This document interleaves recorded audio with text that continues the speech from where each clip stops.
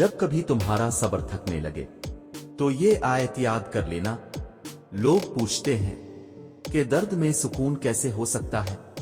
जब तुम सब्र इसलिए करते हो कि अल्लाह ने कहा है, जब तुम सब्र इसलिए करते हो कि यही अल्लाह की रजा है, जब तुम ये जान लेते हो कि अगर सब्र करेंगे तो अल्लाह मेरी तरफ मुस्कुरा कर देखेगा, तब वो दर्द भी सुकून देने लगता है। बिल्कुल इस आयत के अल्फाज की तरह। अगर सब्र करना मुश्किल होता तो अल्लाह कभी ये ना कहता कि सब्र करो। वो जानता है अपने प्यारों को, और उसके प्यारे जहां सब्र मुश्किल हो जाए वहीं पे सब्र करते हैं। सब्र तुम्हें तोड़ देगा, तुम्हारे वजूद को रेजा रेजा कर देगा, तुम्हें थका देगा, इतना कि तुम्हें लगेगा जैसे ये तुम्हारी कहानी का इख्तिताम है। लेकिन तुम फिर भी दुआ मांगना मत छोड़ना।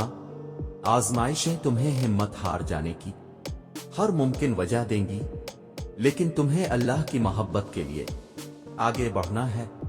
तुम्हें अल्लाह का वदा याद रखना है, तुम्हें फिर भी अल्लाह को पुकारना है।